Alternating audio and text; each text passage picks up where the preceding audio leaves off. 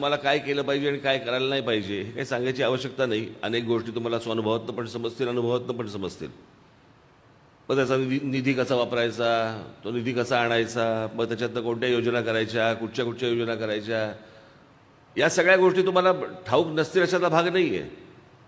तुम्ही त्या भागामध्ये अनेक योजना आणाल, अनेक गोष्टी कराल, मला ह्याची कल्पना आहे. अनेकांनी तुम्हाला अनेक विविध सूचना पण केल्या असतील. मला एकच सूचना करायची तुम्हाला, एकच, दुसरी काही सूचना करायची नाही आहे.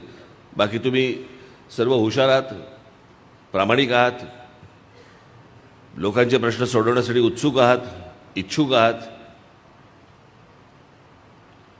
मला तुम्हाला फक्त एवढंच सांगायचं आहे, गाव स्वच्छ ठेवा.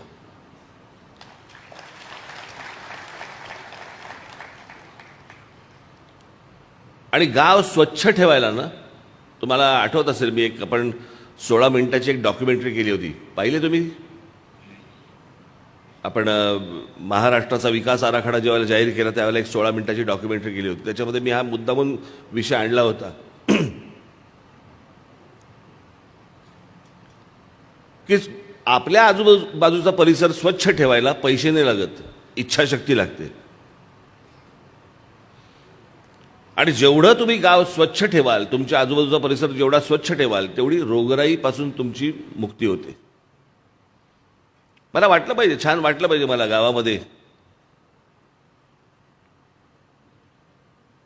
की या गावामध्ये मी राहतोय, स्वच्छ. सकाळी बाहेर पडल्यानंतर आजूबाजूला सगळे परिसर, मी अशी गावं पाहिली आहेत, परदेशात तर पाहिलीच आहेत, पाहिली, आपल्या देशातही पाहिली आहेत.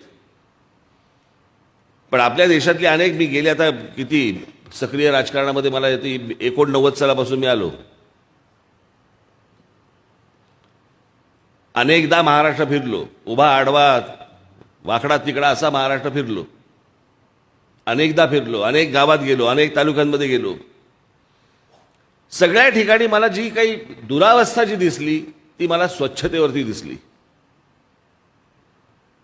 कुठेतरी काहीतरी सांडपाणी वाहतंय, त्याच्यातनं लहान मुलं फिरतायत, त्यातनं डुकरं पण फिरतायत,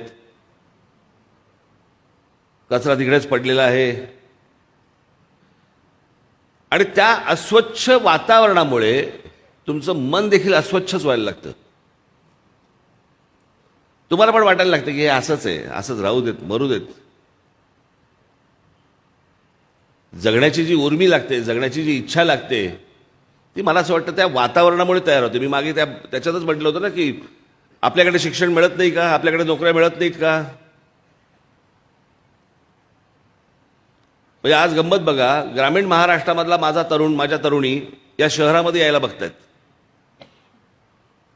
आणि शहरामधला जो तरुण आहे आणि तरुणी आहेत ते परदेशात जायला बघतायत. म्हणजे नक्की काय चाललंय? तो जो शहरामधला तरुण आणि तरुणी ह्या ज्या परदेशामध्ये जात आहेत ते कशामुळे जात आहेत? शिक्षण मिळत नाही म्हणून जात आहेत? नाही, शिक्षण इथे मिळत आहे. नोकऱ्या मिळत नाही म्हणून जात आहेत? नाही, नोकऱ्या इथे मिळत आहेत. मग कशामुळे जात आहेत? सभोवतालचं वातावरण त्यांना चांगलं मिळत नाहीये. जगावं असं वातावरण आजूबाजूला नसल्यामुळे ते परदेशाचा मार्ग स्वीकारतायत. तिकडे जाऊन काय अशा फार मोठ्या नोकऱ्या करतायत. अनेकांना चांगल्या नोकऱ्या असतील, पण सगळेच जण काय फार चांगले नोकऱ्या करतायत अशाला भाग नाहीये.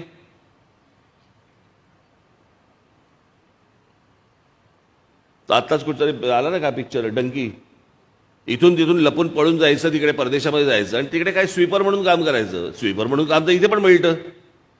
आजूबाजूचं वातावरण, मला असं वाटतं ते वातावरण गावातलं निर्माण करणं चांगलं, हे पहिला तुमचा अजेंडा असला पाहिजे. पहिलं काम ते असलं पाहिजे. त्या गावातल्या मुलाला काही नवीन गोष्टी सुचल्या पाहिजेत, ते वातावरण असं असलं पाहिजे की नवीन नवीन नवीन कल्पना सुचल्या पाहिजेत.